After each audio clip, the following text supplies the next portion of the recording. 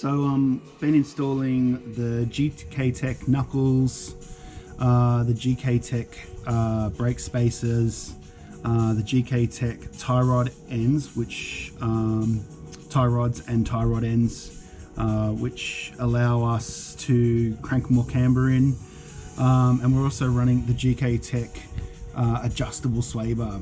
So the problem that we had is when we put the VQ in with the wing sump, we couldn't use the standard sway bar because it was going to hit the sump, and it was close, but we think that under full race conditions it was too close. It was going to hit the sump and damage it, and of course we don't want that. So GK Tech supplied all this stuff and got us out of the trouble, so that was good.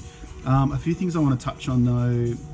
I didn't do a how-to on this because GK Tech have their own how-tos on their YouTube channel, so you can definitely have a look and suss all that out. I didn't want to put one up that was sort of me learning as I was going, but I do want to just touch on a few things.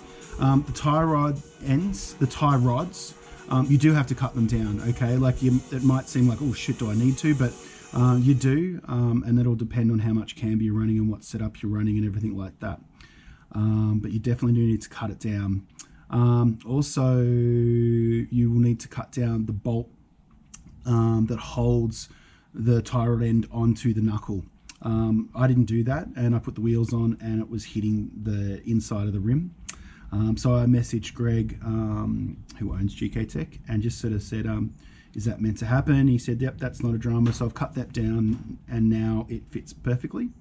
And another thing was I used to run these shims with the standard knuckles with the GK Tech spacers for the brakes to space it correctly so that it didn't so the caliper didn't hit the rotor and everything like that. You don't need to run them now. I did put them in and I was wondering what was binding up, and it didn't take me long to figure it out. And again, I just messaged, you can message GK Tech. I know Greg who runs it and owns it, but you can message GK Tech and their tech guys will help you out. They're more than happy to just point you in the right direction. So you do not need those spacers as well. The shims, I suppose, is the correct term. They've built that into the knuckle. So these knuckles are 50 mil higher, so that corrects a whole bunch of geometry issues when you lower your car. So this brings the knuckles up. They're like drop knuckles. I've used the grip ones because we're doing circuit racing. They also do a grip drift and a pro drift version, which are more for steering angle and things like that, from what I understand. I don't need any of that in what I'm doing, so these will be perfect.